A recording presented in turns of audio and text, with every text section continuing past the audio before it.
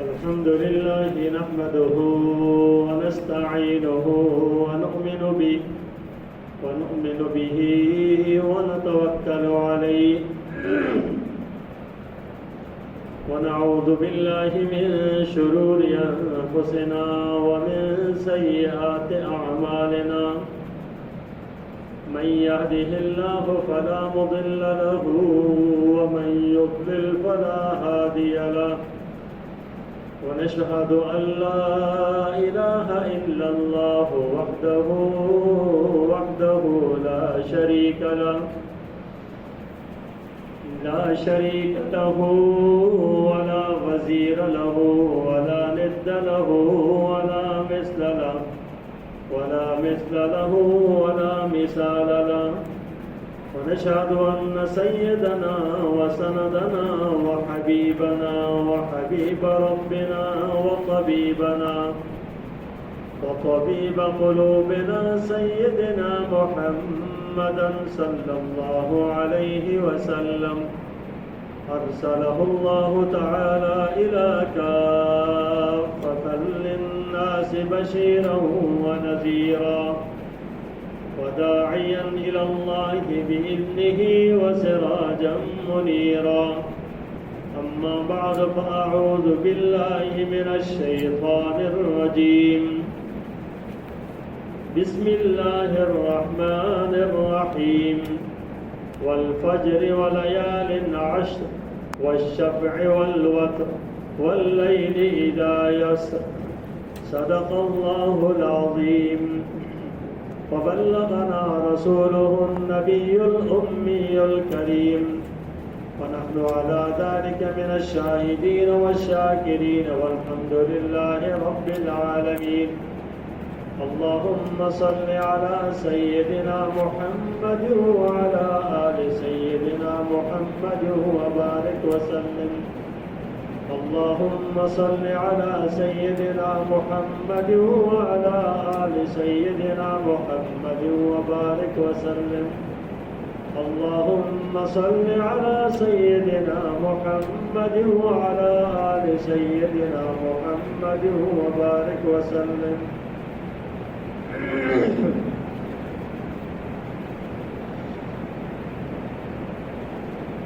اللہ تبارک و تعالیٰ نے مسلمان کو افضلیت اس کے عمل کی بنا پر نصیب کرتے ہیں، اور اگر مسلمان عمل نہیں کرتا تو اس کی کوئی افضلیت نہیں ہے، بلکہ افضلیت اور فضیلت اس کی تب ہے کہ جب وہ اعمال کرتا ہے۔ اس لیے آمنوا وعملوا الصالحات ایمان لائے اور اعمال کرے۔ والعصر ان الانسان لفی خسر، انسان خسارے میں ہے، الا الذین آمنوا وعملوا الصالحات، مگر وہ جنہوں نے ایمان لائے اور اعمال صالحہ کیے۔ اعمال کے اندر بھی اعمال صالحہ ہے، اعمال سیئہ نہیں ہے، برے اعمال نہیں۔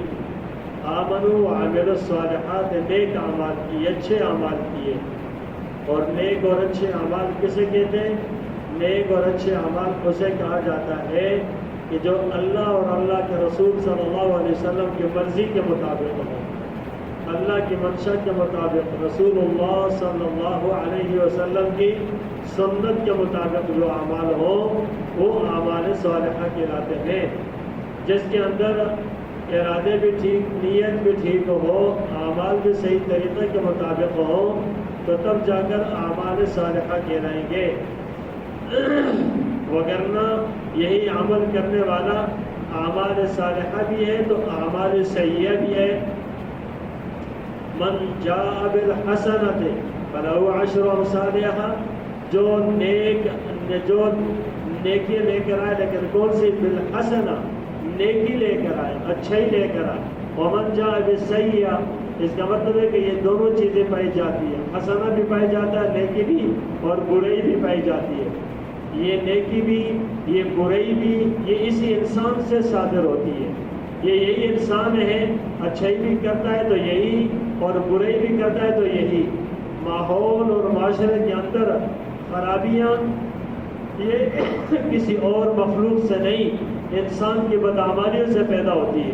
اگر انسان بدعمالیاں کرتا ہے، چوری کرتا ہے، برائیاں کرتا ہے، ڈاکے ڈالتا ہے، جھوٹ بولتا ہے، برائیاں بدکاریاں کرتا ہے، ظلم زیادتی کرتا ہے، جب یہ کرتا ہے تو اس میں کیا کہتے ہیں؟ بڑی بدامنی پھیلی ہوئی ہے، بڑی بدامنی پھیلی ہے، یہ فلانے علاقے میں بڑی جو ہے نا بدامنی ہے، بہت انتشار ہے، خوف اور ہراس ہے۔ یہ خوف ہراس کسی درندے کی وجہ سے نہیں آ کے ہوتا، وہاں اس وجہ سے نہیں کہتے کہ شیر آ گیا تو خوف ہراس پھیل گیا، اس کے لیے تو سارے اکٹھے ہو جاتے ہیں۔ یہ انسان جو اپنی خصلت میں برائیاں جب کرتا ہوتا ہے نا تو پھر اس کی وجہ سے انسانوں کے بیچ میں خوف ہراس ہوتا ہے۔ پھر انسان کہتا ہے یار یہ میرا پڑوس ایسا ہے کہ تنگ آ چکا ہوں، محلے دار کہتے ہیں کہ محلے والا ایسا ہے نا فلانا آدمی، اس سے سارے تنگ آ چکے ہیں۔ کیا چیز ہے کہ اس سے تنگ آ چکے ہیں؟ اس کے برے اعمال ہیں، اس کی بد اخلاقی ہیں، اس کی برائیاں ہیں۔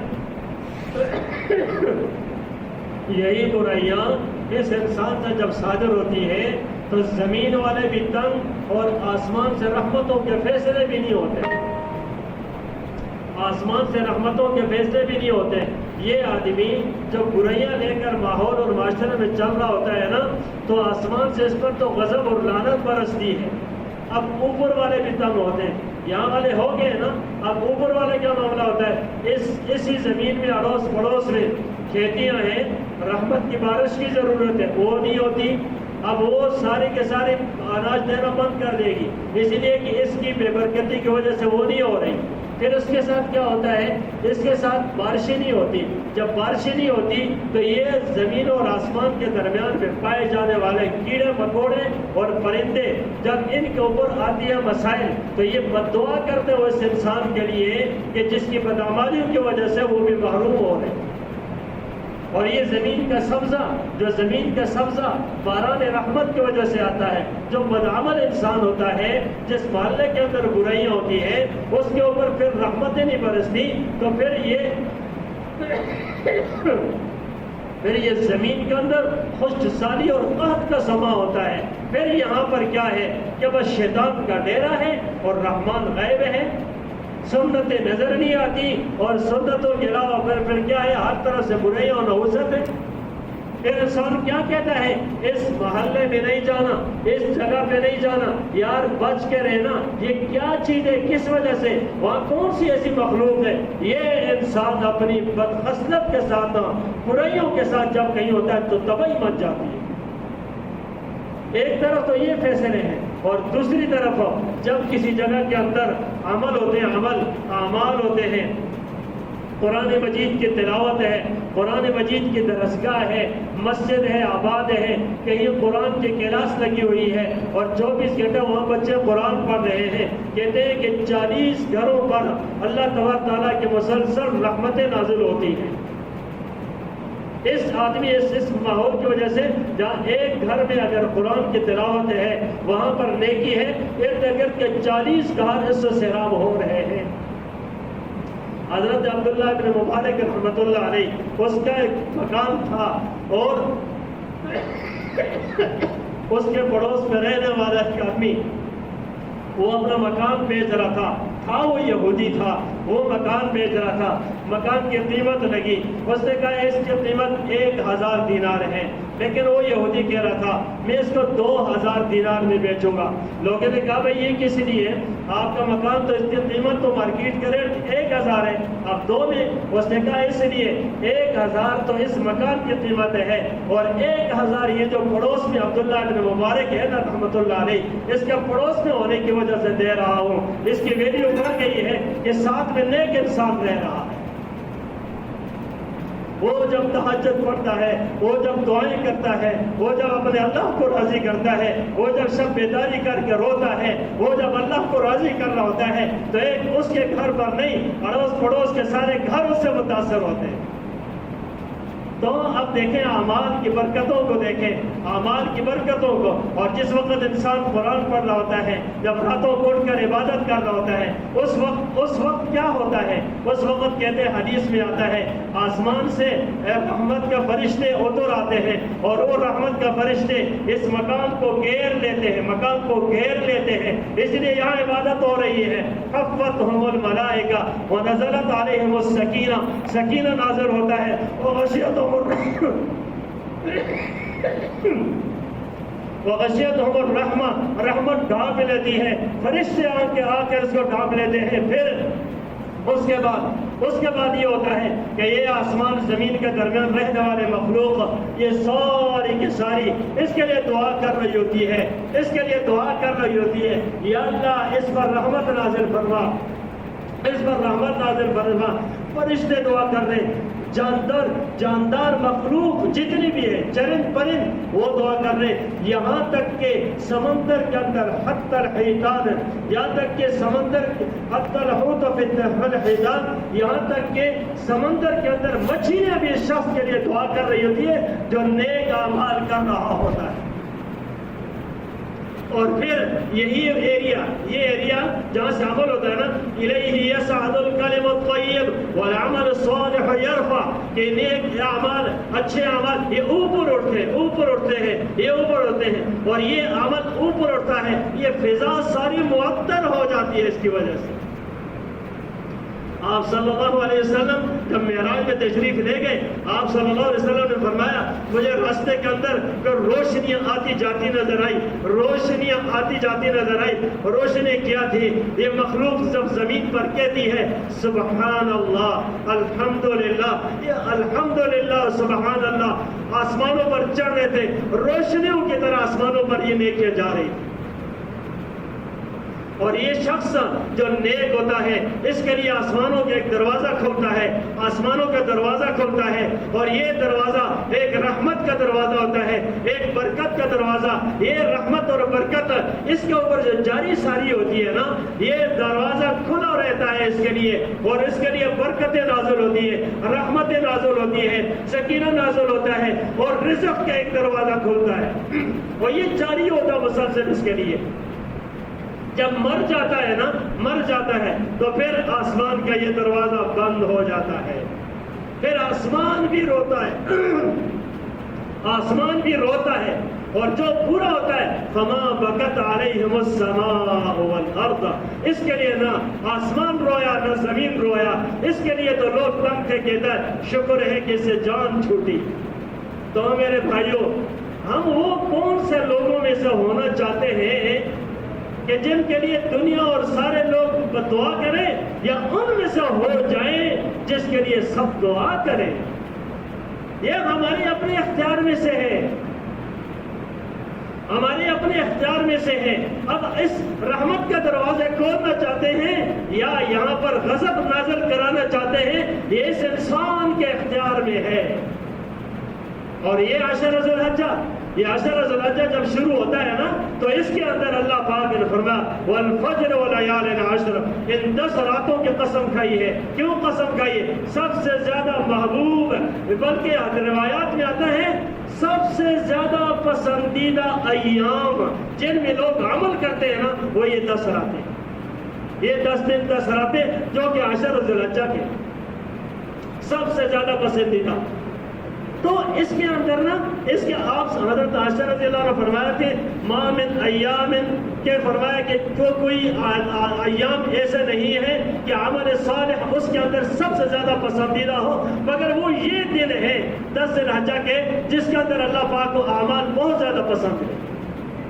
پھر اس کے اندر عرفہ کا دن جب آتا ہے، جو عرفہ کا دن وہ کہلائے گا کہ جو عید سے پہلے کا دن ہے، 9 ذی الحجہ. یہاں کے اعتبار سے بھی جب بھی عید کے پہلے والا دن ہوگا وہ عرفہ کا دن کہلائے گا. اس دن اگر کوئی روزہ رکھ لیتا ہے تو فرمایا کہ حدیث میں آتا ہے کہ آپ صلی اللہ علیہ وسلم فرمایا امید ہے اللہ کی ذات سے 1 سال پہلے کے 1 سال بعد کے گناہ اللہ معاف فرما دے گا.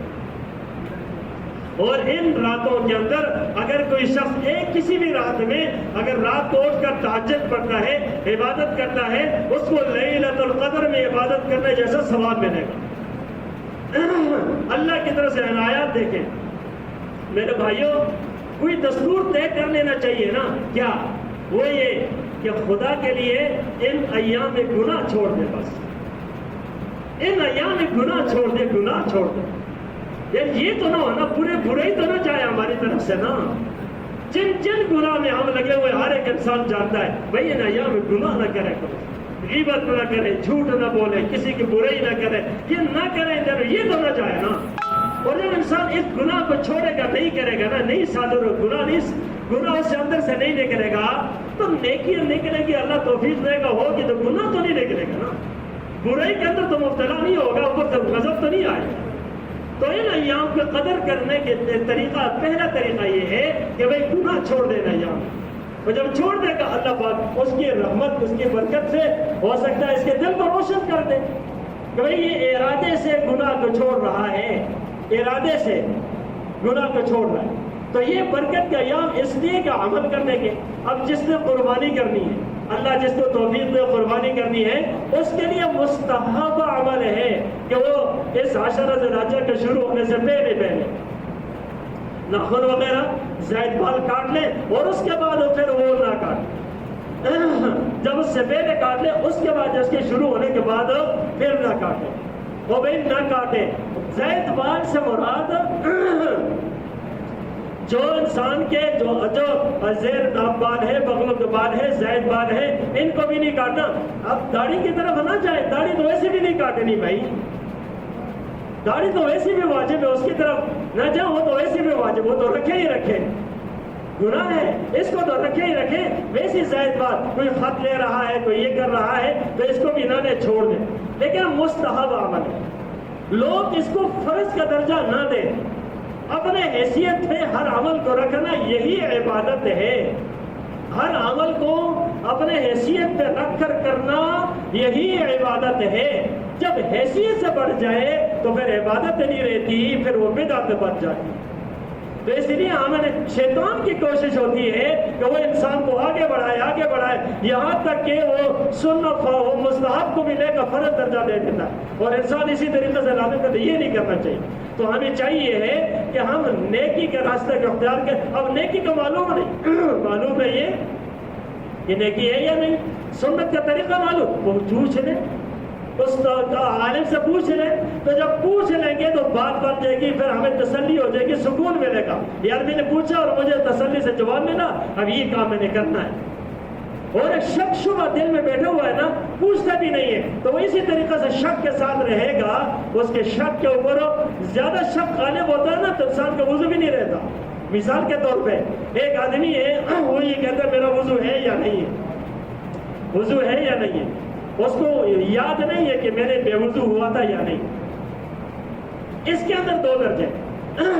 اگر یہ کہتا ہے کہ شک ہے، اب اس کا غالب گمان کیا ہے؟ یہ شک کرتا ہے نہیں یار نہیں ہے، یہ شک اس کو غالب کر دیا، اس کا وضو نہیں ہوگا. اب اس کو وضو کرنا لازم ہے. اگر اس کو جو شک ہے اور اس طرح کہتا ہے نہیں، پھر اس کو گمان غالب ہی آتا ہے کہ نہیں وضو ہے، تو اس کا وضو ہے.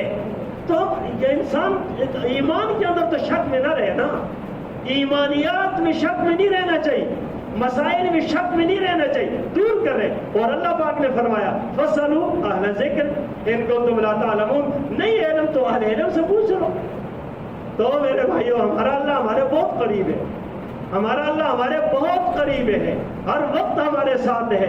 رسول اللہ صلی اللہ علیہ وسلم تعلیمات عام ہے، سب آپ کے ساتھ ہے، ایک ٹال کے فاصلے پر ہے. نہیں ہے تو مسجد میں جانے کے فاصلے پر ہے بس، اور کوئی دور نہیں ہے، کوئی پیسے نہیں لگتے، بس پوچھنے کی دیر ہے، ہمیں یہ علم آ جائے گا. اللہ تبارک و تعالی ہمیں یہ احساس نصیب فرما دے.